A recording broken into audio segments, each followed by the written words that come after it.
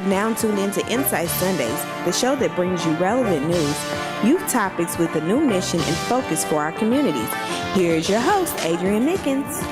What's going on, Indianapolis? And welcome to another edition of Insight Sundays right here on AM 1310, The Light. As always, we have to give a shout out to all of our sponsors, which are Andrew J. Brown Academy, Buttons and Bowls Hair Salon, Bethesda Temple Southeast Campus, New Vision Lighthouse Ministries, Hair Artistry Inner Beauty Program Incorporated, New Breed of Youth, Lighthouse Academy Charter School South, Sam Ash Music Store, Beach Grove Bible Church, Indiana Farm Bureau Insurance with Adon Mickens, Andre Speed Incorporated presents the First Glimpse event, and DP DeMarco Plays presents He Beats Me Because He Loves Me stage play. All that good information you can check out live on our Facebook live stream, which is going right now on Insight Sundays. Once again, that is Facebook at Insight Sundays, and you can catch us on YouTube, Twitter, Instagram, Snapchat, all that good stuff. And as I stated last week, and I do so greatly appreciate it once again that we celebrated our 1-year anniversary. So thanks again to all of our fans who listen to us on air, watch us live on Facebook, and definitely to all of our sponsors who support our program and keep us running. Much in tune today, we have one of our sponsors in-house today, which is Inner Beauty, and also representing New Breed of Youth too as well. How are you doing today? Good afternoon. How are you? Pretty good, pretty good. We have Miss Crystal Hines in the house, and her husband had started a mentor program. I'm guessing how many years or so ago back you guys started your programs? Well, Inner Beauty has actually been going on for the past 15 years, and then New Boy was birthed kind of in collaboration with that about 9 years ago. About 9 years ago. All right, so how did you guys come up with the creation? I know we had talked about a little bit before with Inner Beauty and how you came up with the name and different things like that. But the New Breed of Youth, that is kind of a distinctive name. I know it kind of speaks for itself a little bit, but was there a specific reason why Mr. Kareem picked that name, New Breed of Youth? Yes, Kareem is from Harlem, New York. And so his dad had him heavily involved in the karate program in Harlem. He actually got to travel all of the U.S. doing different tournaments and things like that. And it helped to raise him. And so it was called the New Breed Karate class. And so it was a spin-off of the name, but also just to bring light to what our new, young men are about. So the New Breed of Youth mentoring came from that name. Gotcha. I didn't even know specifically that he had did karate until I I did a video production for you guys' event earlier this year in February. It was the Inner Beauty Fashion Show, I believe. Was it the pageant in March? The pageant, yep. Yes. And I actually got a chance to see it live in action, how he works with the young people with that. And actually, he worked with a couple young ladies, too, in the martial arts, too, as well. So, that's a good thing, I guess, to have in this day and age with the craziness. It wouldn't hurt you to learn a couple moves, even if it's karate. So that and discipline. Yes, discipline, totally. Yeah. So he does actually teach a class as part of the New Boy program and Inner Beauty program as well. Every Saturday, they have a class at the Glick Center on 71st and Michigan Road from 12 until 2. It's the Hines Family Shotokan Karate. I just joined last Saturday. You breaking boards already? Oh, no, I don't even want to touch a board. Breaking boards, Crystal, breaking boards. It's all right. So, let me ask you this question. How is it working side by side, with your soulmate, on this mission and mentoring? How does that feel? It's amazing to know that somebody understands you. He has such a passion for these youth and such a passion to help our communities to grow and flourish and everything. And you have to have somebody that matches your passion in order to understand that, because we put in some late nights, some very early mornings. We have programs in Illinois, and so sometimes it requires travel. It's a lot. And so if we don't understand one another and what that grind is like and what it's like to have to take phone calls at 1 a.m. because you got a family in crisis, then it doesn't work. Yeah, it doesn't work. Absolutely. So that's a very good thing. I'm glad you guys got that equally yoked there. Oh, yeah. I know that you guys were also I'm not exactly sure what specific award it was, but definitely I would love to know now. I know that you guys were honored by the state for you guys' mentoring program. What was that about? Who gave the award? All the good stuff. Well, we were blessed and humbled both to receive the state of Indiana's award by Governor Holcomb, as well as the Indiana Black Expo. They came together and we received a minority and Civil Rights Award, Up and Coming Leaders Award. And so it was a true pleasure just to know that our faces are recognized, our name is recognized. Again, a humbling experience just for the work that we're doing in the community. Somebody just took notice of what we were doing and said, hey, look at those young leaders coming together, as a husband and wife couple and getting it done. I know firsthand myself, and this is definitely extra kudos to you guys. I work with them personally with a lot of video production and stuff. And for anybody who's listening on air, if anybody who's watching on Facebook, they are who they say they are. And we're definitely going to get into a lot of more stuff. But if you definitely have a young lady or a young man and you just having a hard time with them, it's not always about, they're just not, just straight away or parents are not in the house. Even if you just can't get them to act right at home. If you're a single mom with a young man, I've seen them work with them and I've seen them change lives around. We're going to get into a couple different stories that I've seen personally with working with you guys. But we're going to take a quick commercial break. As always, you guys can catch us on Facebook Live. Once again, at Insight Sundays. That's Facebook Live at Insight Sundays. You can catch us on YouTube, Twitter, Snapchat, and Instagram. All that good stuff. We're going to take a quick break and we will be right back. Welcome back, Indianapolis, to Insight Sundays right here on AM 1310 The Light. I am your host, Adrian Mickens, and as always, you can catch us live on Facebook. Once again, that is live on Facebook at Insight Sundays, or you can catch us on YouTube, Twitter, Snapchat, or Instagram. Once again, in the house today, we have mentoring companies, plural. We have Inner Beauty, and we have New Breed of Youth. In the house today, we have Miss Crystal Hines, and we're going to pick right back up where we left off. And that was just kind of expressing why you guys' mentoring program, in my opinion, is one of the best in the city. Thank you. So I know that you guys have different mantras that you guys teach the young ladies and the young men and different things like that.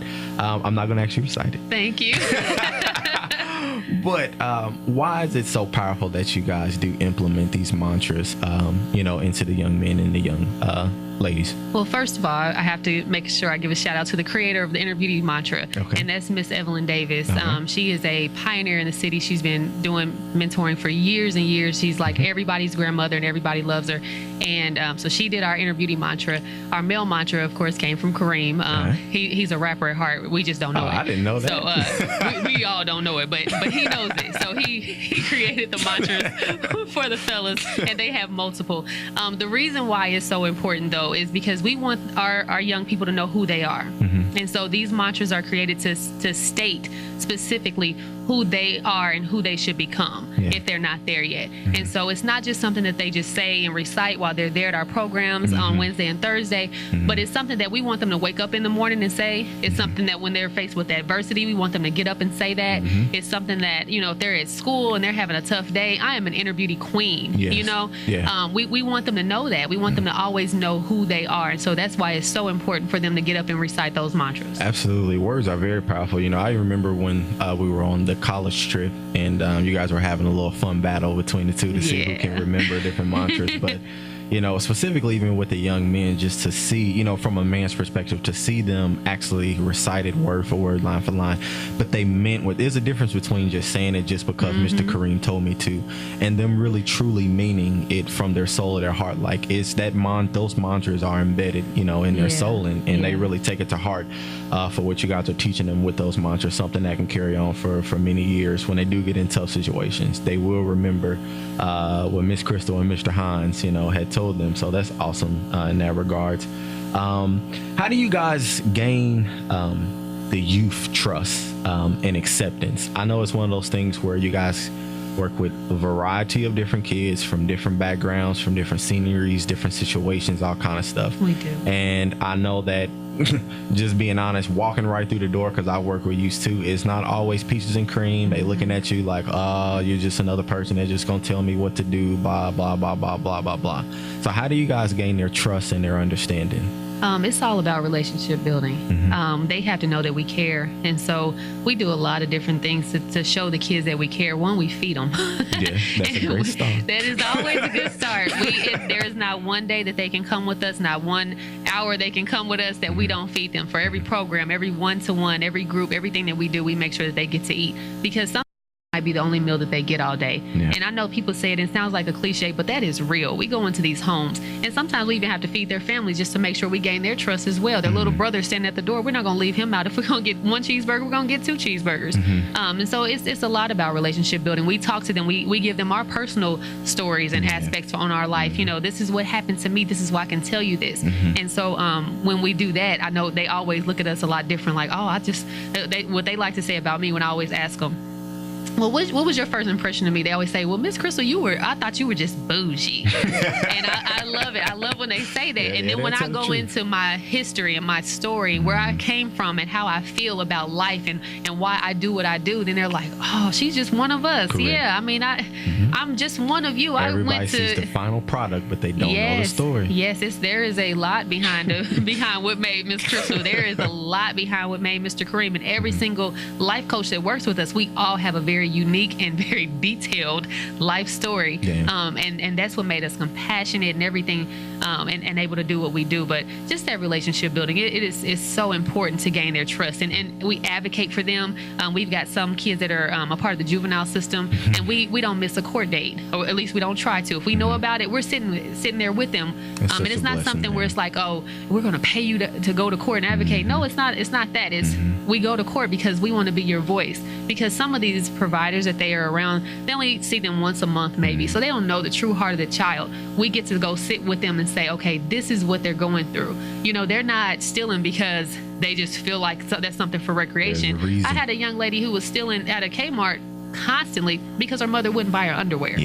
You know, and so I have to advocate for those young people in court, and we sometimes have to go out and be the one to buy them those underwear. Yeah, no, it's true. And so when we do that, then it's like, oh, okay, they care. They're not just picking me up to go shoot hoops for a minute. They're not just picking me up, you know, so they can show their face that they're a mentor. Like, they're doing some real stuff with us. Yeah, these, especially the teenagers in the 15 and 16 years of age, like they're not dumb. And you know, I'm never a basher, but there are some organizations who they know who are not authentic, you know, and who do exactly what you just said for their own personal gratification and not for the personal gain and growth, you know, of the children, which leads me kind of to a follow-up question, specifically with the families, like working with Mr. Kareem, working with moms, and even for yourself and stuff that way. Like, what's some of the good appraisals and stuff that you guys get back from the parents and different things like that? I was just talking to one of my life coaches about it on the way here. We just left from a camping trip.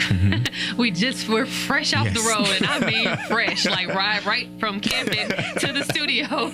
And we were fortunate to take 36 kids, I think, counting the boys and the girls. And so the parents, what they like is that it's not just about what we want to do for the kids. We involve the families. And so we have things where we bring the families to the building, and we might do a lesson on human trafficking. It's one thing to teach our girls and our boys about human trafficking. It's another thing to teach the parents what the warning signs are. Absolutely. You know, and so we involve them. We sit down and ask them what they need. We do an assessment of their children with them.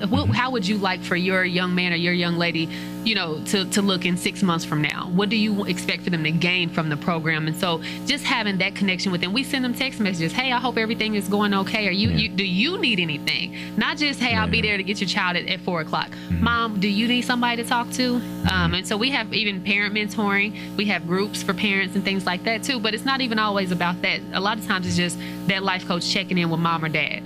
In Indianapolis, I'm going to tell you, again, she is just not talking for the sake of talking. She is telling you the truth. Every week, they have specific times and dates that they do things with their program. What days are those again for yours and for Mr. Kareem's? Well, a lot of kids, we get them day to day, but for the bigger programs, the large group programs, for Kareem and New Boy, they are at Indianapolis Metropolitan High School every Wednesday from 6:30 to 8:30. Okay. And for the young ladies, we're at Indianapolis Metropolitan High School on Thursdays from 7 until 8:30, 9 o'clock. Gotcha. Every Thursday. Well, that means there's some good stuff going on if you guys stay a little bit later. And we eat, so we run over. But I know that you guys also have some good guest speakers that come in week to week and actually speak with them too as well, from police officers to a variety of different people. How does the youth respond to that? Well, we prep our kids just to know that we have people coming in, and we prep them not to say, you better be on your best behavior. We got somebody to come. But they know that every single person that we're going to bring in, we're bringing in because there's a purpose. There's some information that they have to know. We make them feel like this is life or death information that you have absolutely got to know. And two, in particular, I know you said a police officer. My brother-in-law is a state police officer, and he came in and he just talked about how they should respond, and not just, you know, what's in the news now, but just out on a regular day-to-day basis. You might be wondering this about a police officer, but this is what I'm wondering, you know, about you. You know, just as you feel like your life may be in danger as a police officer, I feel like my life might be in danger. I want to go home to my family too. Exactly. And so that was an extremely important conversation, because it opened their eyes to see police officers as human beings, and not just robots in uniform. Another really one that we just had a few weeks ago, I think the city knows her. Her name is Janice Cade. And she comes in and she talks, she gives them some real life education about violence, relationship violence, and a lot of sex ed and STD information. The connection she made with our girls, she gave them all her personal phone number. Come and talk to me. If you want to be tested for STD, I will come to your house. Those are the type of people that we want to bring in, because when they can't come to Inner Beauty, or when they age out, or whatever the case is, we still want them to have community connections. And so everybody that we're bringing in, we want them to stay connected to in some form. Absolutely. Here's a good question here. Do you guys help the young men and young ladies find employment? Oh, we try to help them find everything. Okay. So yes, we do. We do resume building with every youth that's either that's showing a desire to get a job, or if they're 16 to 18, they have to. They have to. They don't have a choice. So they do resume building. We take them on job searches. We do online applications with them. We dress them up. It's not just, I want to go put in applications today, Mr. Kareem. Oh, you do, with those baggy pants on, those baggy jeans on? No, you didn't come here to go put in applications today. And so we tell them to put on a nice button-down shirt, some nice slacks, and they're going to take their resume to go put in job applications. Even for places like, I know some local fast food places say, oh, we don't accept your resume. Oh, no, when I do my online,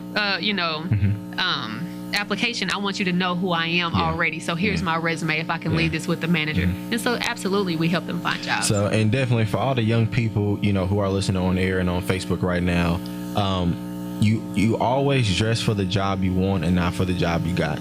I will repeat that again. Dress for the job you want and not for the job you got. Even for me, for myself, when, much like what you said, I remember when I was 17 and my first job was at Applebee's. And I remember my mother and my father, they made me, you know, dress up. Like, I was not always going to church, but they made me dress up. And I was so mad, you know, you're a teenager, like, I just want to just put on what I had. And I'll never forget it. The hiring manager that day, he said, you are the only person I've ever had come in here and dress up. Wow. And I was 17. I'm working amongst adults. Right. And I was 17 years old. Right. And he said, I think I got hired because I came in looking professional, you know, and amongst other things. But still, I think he just hired me just from that alone, that I took the time out just to do that. So again, dress for the job you want, not for the job that you got. So we got about 2 minutes here. I want to make sure that we get all the information out. How can a mother or father or aunt or uncle, anybody, guardian, get in touch with you and Mr. Kareem? And if somebody wants to be a part and help you guys out, how do they go about that too as well? All right. So with New Boy, I'll start with that. I will give you Kareem's personal phone number, and I know it'll be online too. You can reach him at 317-250-4417. There's also a website at www.newbreedofyouth.org. He's also on Facebook. Yes. New Boy, is it New Breed of Youth? Yes, New Breed of Youth on Facebook. For Inner Beauty, my personal phone number is 317-679-5346. We have our website at www.myinnerbeautyprogram.org. And you can also catch us on Facebook, Inner Beauty Pageant and Program, or our page is just Inner Beauty Program Inc. All right. And also too, they have mobile apps. So we do. If you're on the fly, you can go to your App Store or Google Play and get all, you know, the good information and see what's going on. Maybe it's something that you may want to come out and be involved in. They have lots of different fundraisers that you can come out and help and support. And I promise you, every red penny goes directly to the young men and the young ladies. So once again, I appreciate everybody for tuning in to another edition of Insight Sundays right here live on AM 1310 The Light. Again, you can catch us always on Facebook Live at Insight Sundays. Once again, that is Facebook Live at Insight Sundays, YouTube, Twitter, Instagram, and Snapchat. You can stay connected with all of our sponsors, see what they have to offer, and we will check you guys out next week.